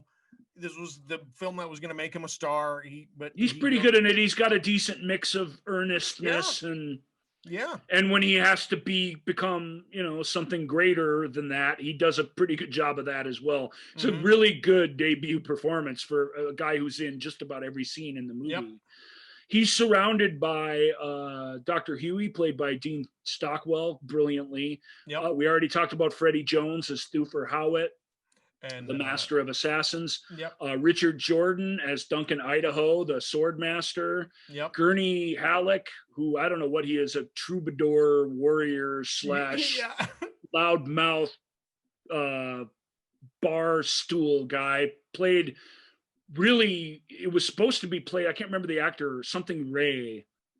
Oh yeah, I saw it too. I don't remember, but he was a really good alcoholic actor who had to turn down the role because of his health. Who was perfectly cast as Gurney Halleck, and in replacement for Gurney, the perfect Gurney to me would be like Edward Woodward in his prime. Gurney is the ghost of Christmas Present, if that means anything to you. He's huge, he's loud, he's larger than life, he's intimidating. And the guy they cast was this diminutive, tiny, shaved head British character actor named Patrick Stewart, who really was a theater actor who'd pretty much only done I, Claudius up to that point. Yep. And Patrick Stewart has the voice. He really does have the voice. Like if you're just not watching it, but I think anyone who pictured Gurney from the books did not picture him. Right. Every time he's on screen, he's the shortest guy in the room. He's just not. Yeah, I mean the story is, the legend is that they thought they were trying to remember the name of the guy, and they're like Patrick, it's Patrick something. Patrick, I think it's Patrick Stewart. That sounds right. That's right. Just hire him. And they hired him sight unseen. He was available, and he flew out to Mexico. His passport was in order. He's like, "Hello, I'm Patrick Stewart," and they're like, "Whoa, okay." Well, they looked at him, because go. Patrick Stewart doesn't, at least in those days, and I think even today, he's what we see in interviews and stuff. He doesn't walk up to you and say, "Hello, I'm Patrick Stewart." He says, he's this very polite, diminutive guy. It's when the cameras roll that he's like, moods are for cattle and love play. It's so they were all like, they went from going yes to oh my God no to okay, yep, it's gonna work. This is gonna fly. We'll make this go. Yep. That's Patrick Stewart. So Patrick Stewart, super fun in this. Oh my God, he was so much fun. He's great. He doesn't have fond memories of making the movie, but it doesn't matter. He's great. I love that they were talking about the suit, the still suit. He was like, most uncomfortable costume I've worn in my career, but I looked good in it. and he does. He's like, boy, did I look good in it, so I toughed They it all out. look really good in it. Yeah. It's true. He has to say some crazy things. He says the dumbest line he's ever said in a movie, and I actually think this is a cool moment. So I hate that he hates it, but he says the dumbest line I've ever said in a movie was, "Gods, what a monster." And then granted, he's looking out the window of a spaceship at a blue screen. He doesn't know what he's looking at, but the movie produces a monster worthy of that line. Yeah. And you know, it really does. And at the end, he has his big emotional scene. He says, "You young pup, you young pup," and it's yeah. I love Patrick Stewart in doing so. Again. Good. Oh, he was. If you're a Patrick Stewart fun. fan and you've not seen it, he's not in it very much. He's not in it as much as you'd want, but he's worth it. He's worth it to show up for. Yep. And he absolutely every moment, he never wastes a single moment on that screen, even if he's just, serving as they're all that way. Stockwell, Freddie Jones, just locked in. Oh, so good. Jürgen Prochnow as Duke Leto is the epitome of royal, regal, like conscience, and it's just fantastic. Because again, he doesn't get very much screen time. Somebody who does is Lady Francesca Annis. She was famous for playing, most famous at that point for playing Lady Macbeth in Polanski's Macbeth from a few years earlier. Actually a decade earlier now, but that obvious is a star-making role if you do it right, and she's great in it. And earlier that year, her and Freddie Jones appeared in Krull, sci-fi fans. She was the lady or the widow of the Web, and Freddie was her former lover, so they were reunited in Dune as members of House Atreides. Well, we spent a lot of time on that. We got to move on. These guys are packing it up. They're heading to Dune. Duncan, Idaho, the Swordmaster's being sent ahead on a secret mission. You can tell that he and Paul are really, really good friends. Richard Jordan's a lot older than Duncan is in the story. They're more contemporaries in the book, but they hug and say their goodbyes. Like I said, Gurney Thufir and Wellington Huey, they could be in their own movie as like a bunch of comical guys. They're so broad and fun, and yet they live within the universe so well. Nobody really knows what's going on. I guess we should talk real quick about the box. Sure. The Bene Gesserit mother who is assigned to the palace, who works for the Emperor, is sent to House Atreides to test Paul because the Spacing Guild said, don't mess with Spice. The other key bit of information that I left out was they said, kill the son of Duke Leto. And one of those great voiceovers is Jose Ferrer saying, why do they want the Duke's son killed? Yep. Because he's not thinking about the son at all. That's not important to him and his plans. Right. So she goes out there to see what he's all about and to give him these high-level Bene Gesserit tests to see where he's at in his training and to see whether he's a person or an animal. Because men who aren't evolved to a certain degree to the Bene Gesserit sisterhood are animals, and they're not wrong. There's plenty of animals in the story. Yes. And he takes this test where he puts his hand in the box and they torture his hand. They make him mentally believe that it's burning and that skin is falling off. And it's this very famous sequence in every version of Dune where he knows his hand is not on fire. Well, he doesn't know it, but he's quite certain that it is. And there's this Bene Gesserit chant that he does during that. I will not fear. Fear is the mind killer. You guys, I see this show up in memes and everywhere since, and it really is it's from Dune, word for word. Fear is the mind killer. Fear is the little death. I will face my fear. And it's this chant that he does to leave his hand in the box. And not only does he pass that test and keep his hand in the box longer than any man has ever done, than in Reverend Mother Gaius Helen Mohim's experience, but longer than any other female he's trained, including his mother. So that's opened her eyes to this guy is existing in the universe, and there's something about him that's kind of amazing. he still doesn't get it. He's still, oh shucks, okay, blah blah blah, and he, whatever. Like, He that leaves. was crazy wild.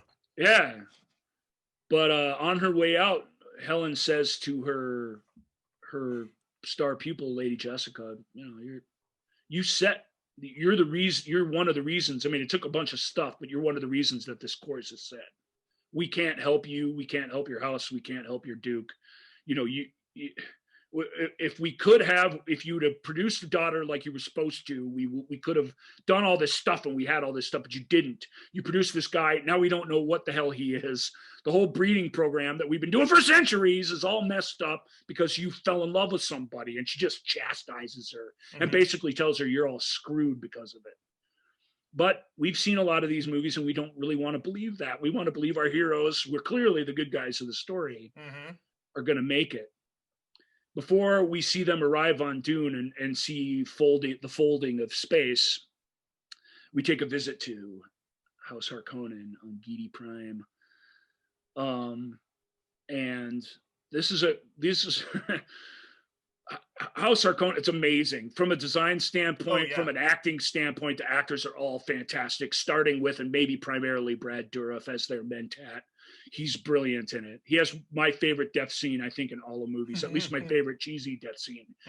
I could watch it 100 times and I laugh out loud every time in a good way.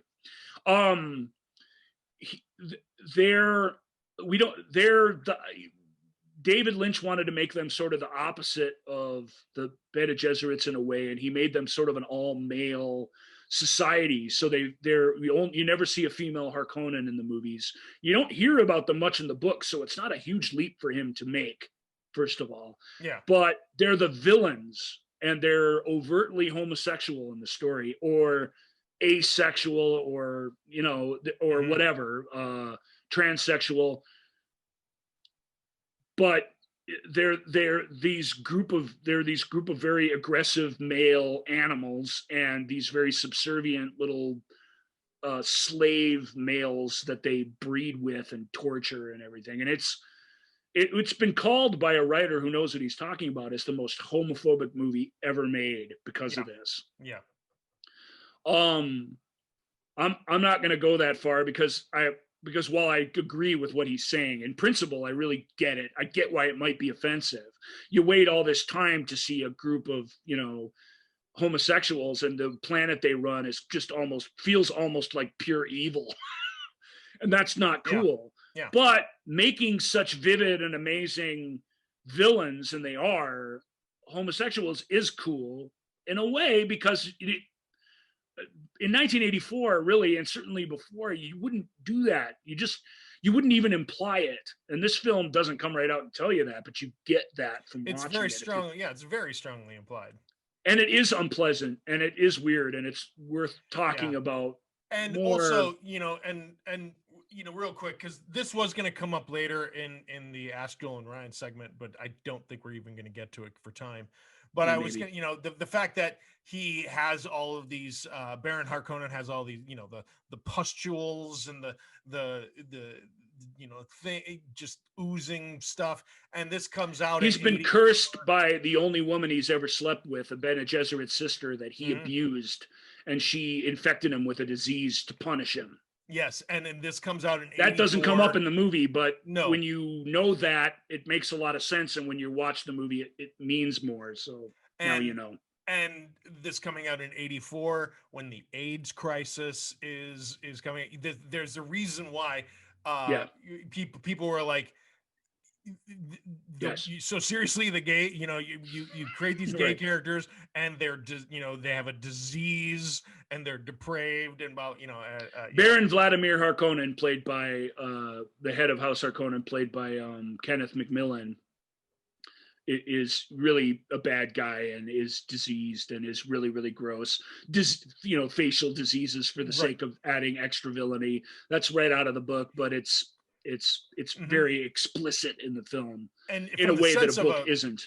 As a villain, he's a tremendous villain, because he's very, dare I say, he's very Trumpian. Yeah. because Yeah. he's extremely narcissistic, and he's just extremely all about him, and his attachment to reality is loose. He's Mm-hmm. also very brilliant, very dangerous. There's a lot of things about him that are, I don't know if they're more admirable, but they make him a worthy adversary. They should that's absolutely right. He attained he fits his position. Yeah. He's not a figurehead. He's there because he runs the show. Yep. So there's a great scene where Piter comes in, and he's like, let me explain to he doesn't have any kids, Baron, but he's got two nephews who are heirs to the throne. And he comes into the room to explain to them, he goes, let me explain my plan. And Baron goes, my plan. And Brad Dourif brilliantly goes, the plan. Yes. And he basically breaks down, this is what we're going to do. They're going to give the Atreides Dune. Then after they get comfortable there, we've got a spy that's going to break down their defenses. The Emperor is going to give us all his death troops, the Sardaukar, they're called, a whole legion of them to take back the planet by force, and in the process, destroy House Atreides, get the governorship of Arrakis back, and with one fell swoop, like take care of all these generations of bad blood. Mm-hmm. So we know that's the plan going in, and then we're left to watch it play out. If we want to, Joel, we could make this a two-parter and take a couple questions here and come back next week with more Dune. I think we might have to, because so then we can have the best of both worlds. Yeah. So let's do. I have the plot is set. The backstory has been provided to all of you. Wonder Woman has even been talked about. You can't say you didn't get your podcast dollar during the show. I got basically one question that we can do now. That because some of doesn't spoil the end of the movie or whatever. Yeah, and that doesn't.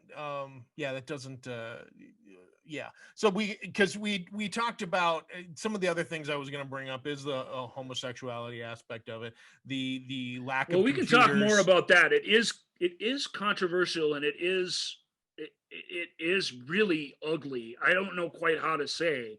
It's really cinematically villainous and gross and terrible in a way that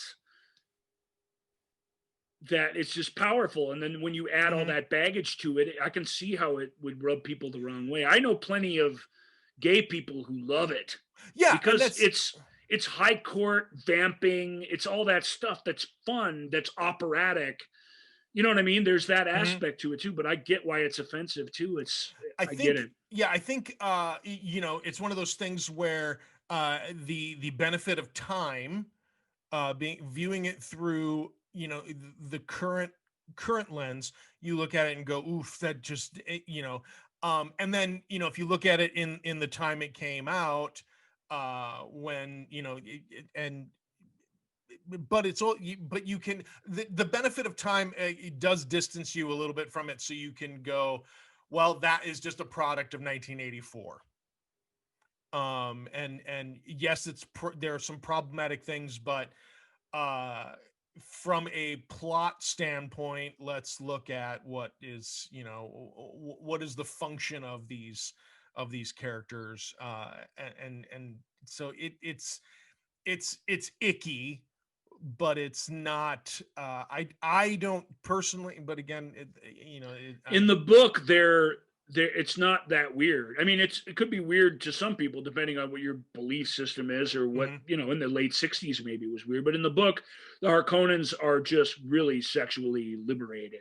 They're into everybody. Yeah, that is different than that's still in the movie, but that's different than what's in the movie, which is this sort of blatant, like, sort of homosexual dominance that they have. Yeah, it's that they're embodied, weird slave state and body horror, all of that, and perfectly embodied by Sting. this physical specimen, this amazing physical specimen. Sting plays the crown prince of House Harkonnen. He's very famous. It's a picture of him in his weird little thong. Winged All thong, Harkonnens that we meet in the movie have red hair. They have got this sort of bright orange hair that's, there's just these things that cinema-wise he did to make them vivid that are interesting. And, Sting as Fade Ralph. Fade is the guy who Fade and Paul were supposed to get married. They were supposed to produce but because they're both men, of course, they're on a collision course of conflict with one another. Yeah. And the books make some point about that too. If you'd have brought a woman into this House Atreides, world, at the same time, a marriage between an Atreides princess and Fade Ralph from House Harkonnen, that would have been not a pretty cruel fate for the lady in that situation. It would have been, to use a Game of Thrones reference, it would have been, just like when Sansa had married. Oh my God, what's the kid? On the show, the what's his face? No, not the kid, but torture guy. Yeah. In the books, she doesn't marry him. She just stays in the mountains and plans like the grain storage and for the long winter and stuff. She doesn't go through any of that. There is a character that does go through all of that, and they combined them. There you go.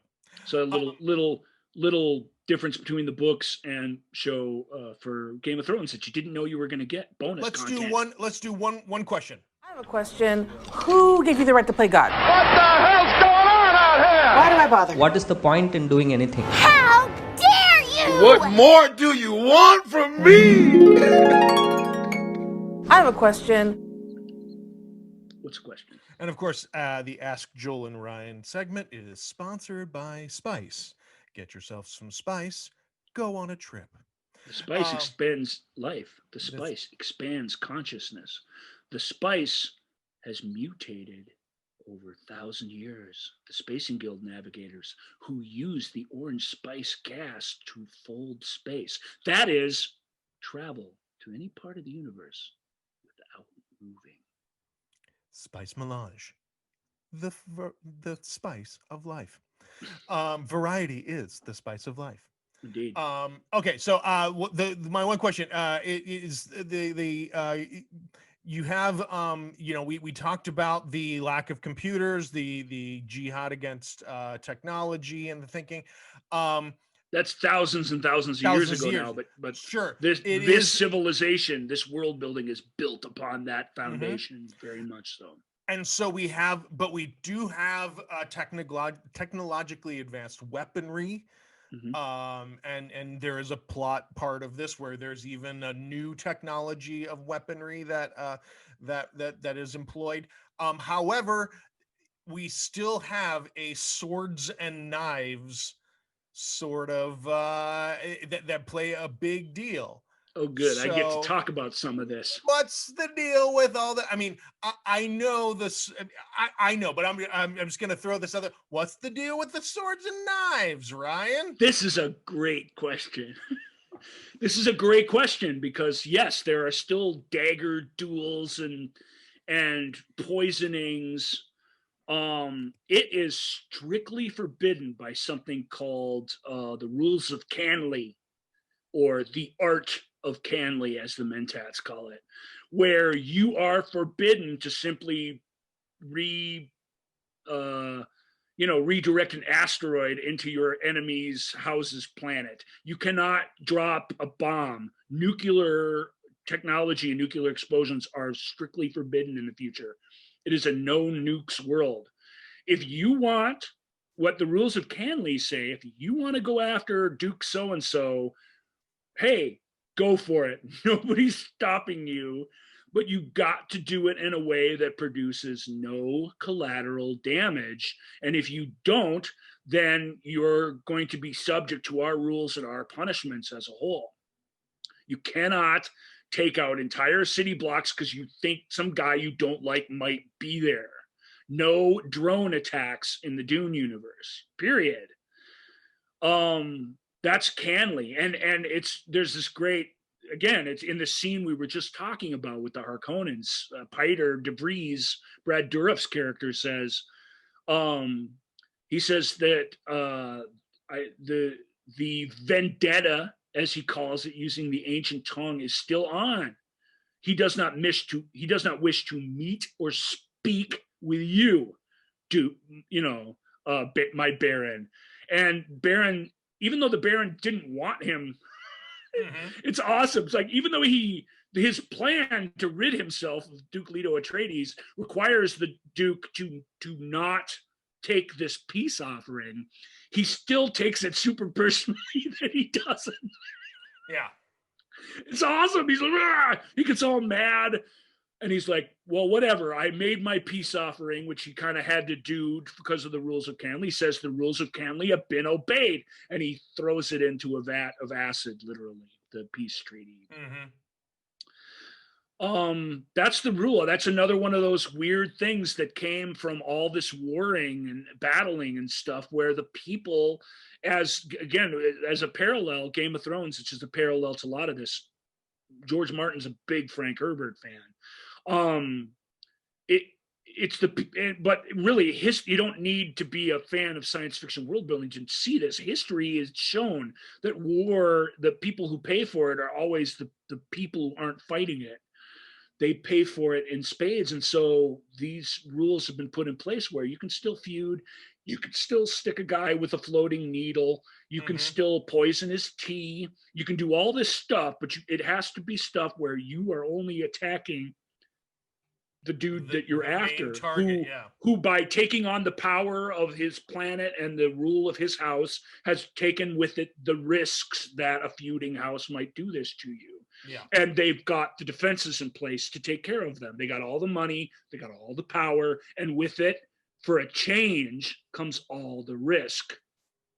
The Emperor's plan flies in the face of all of this because it includes a ground force attack on Arrakis meant to obliterate the entire house. Yeah. And anyone who gets in the way. Yeah. For that matter, a rule on Arrakis has really damaged and affected what we don't think they're an indigenous population, but the longest surviving population of Dune, which is called the Fremen, the people of Arrakis.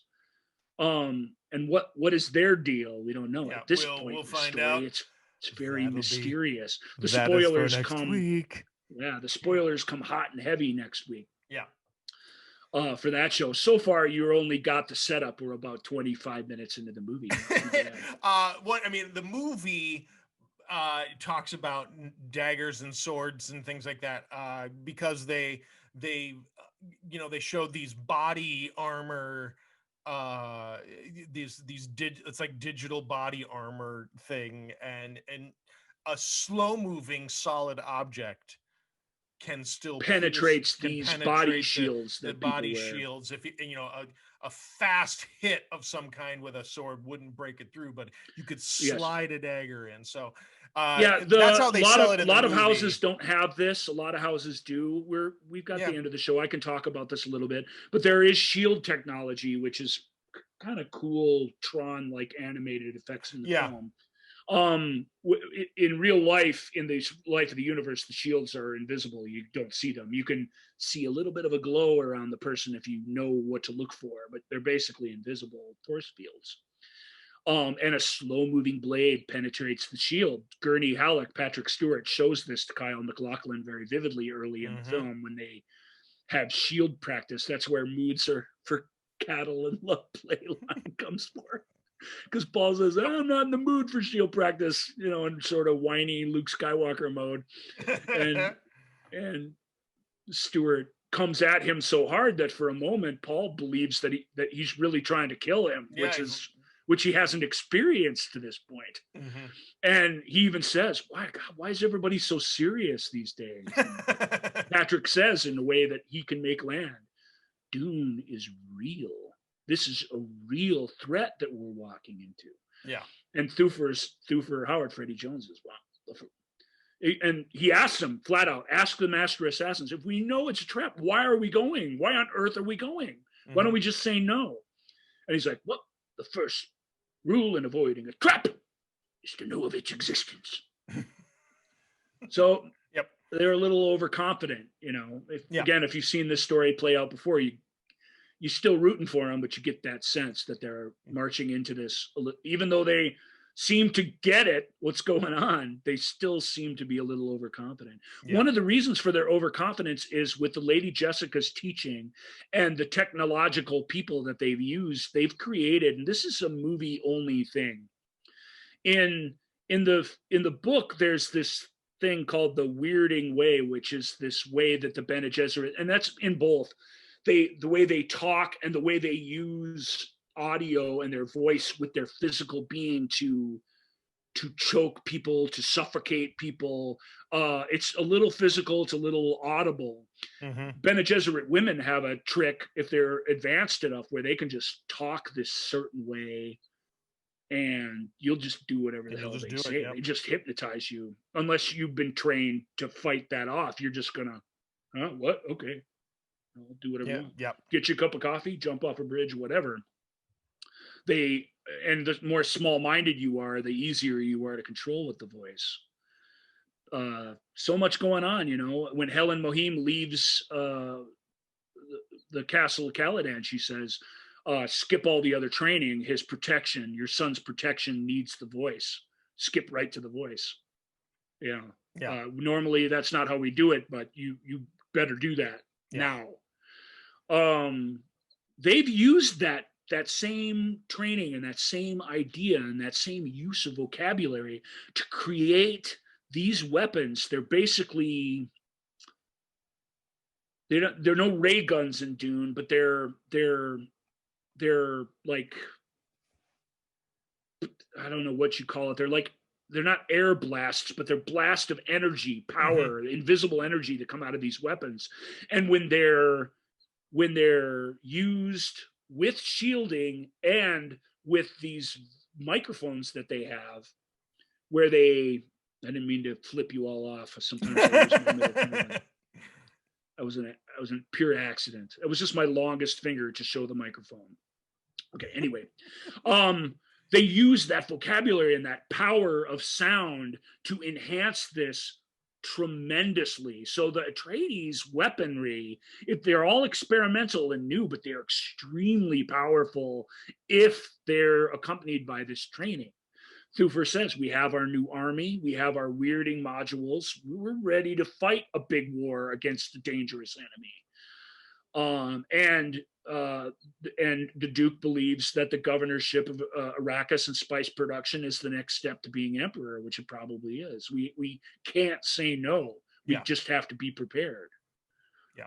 And we'll get into why all of that goes wrong on our next episode of the Movie Show with Joel and Ryan. Oh, this is so. Hey, listener, thank you so much for joining us for this episode, because this was a wonderful nerding out. I hope that you're enjoying nerding out about this. If you are, I always complain, Joel. You hear me all the time. I call it Johnny the Explainer. Oh, here comes Johnny the Explainer. Right. He's going to explain everything to you. I hate that in movies, and yet I feel like Dune has to have some of that. Well, these old stories and these ideas, they need to be told for it to really work. Yeah, it clearly does, because the movie doesn't work. The movie in so many ways does not work if you don't. It does not and cannot take the time to give you all this background. And so but it is still a really. There's a fun, that's one of the frustrating things about watching it, as someone who literally has just watched it. It's so frustrating because you're like, there's a kernel of super cool right there. You have to know that you're watching an extremely flawed and broken masterpiece when you're watching it. It is both. It's broken, confusing, baffling. It's everything it's accused of being. And it's also sort of ingenious and miraculous and beautiful. And fun. And so join us next week. We are going to talk more about it. In the interim, if you have any other questions about Dune or something that you have that's always nagged you about Dune, or thoughts on that, please, of course, reach out to us at Ask Joel and Ryan on Twitter and Instagram. As you can see, I love answering questions. Yeah, the Movie Show with Joel and Ryan page on Facebook, and Ask Joel and Ryan at gmail.com, or leave a question below in the comments on YouTube if you are watching this. So next week, we will be doing some part 2, and we're going to get into Dune. It's going to be awesome. Thanks for sticking with us this far. We appreciate it. Spice. Enjoy the spice for sure, and have a happy Thanksgiving if you're watching Thanksgiving. this. Movie Show with Joel and Ryan listeners. Thank you for listening to The Movie Show with Joel and Ryan. Remember, all views and opinions represented in this podcast are personal and belong solely to the speaker and do not represent those people, institutions, or organizations that the speaker may or may not be associated with, unless explicitly stated. None of these views and opinions were intended to malign or deceive. And now, here's the producers, circa 1982, to play us out.